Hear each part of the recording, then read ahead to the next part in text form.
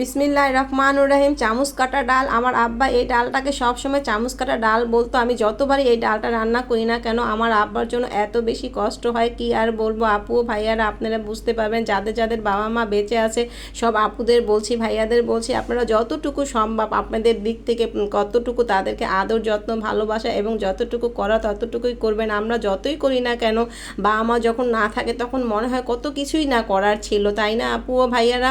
এই যে এই ডালটা কিন্তু আমার আব্বার খুব বেশি পছন্দ ছিল। আসলে আমার সংসার জীবনে আমি আমার আব্বাকে বেশি দিন পাইনি।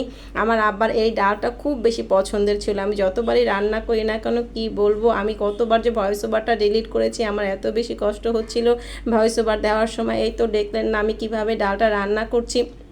আমার আব্বার এই ডালটা খুব বেশি পছন্দের ছিল, আমার আম্মারও।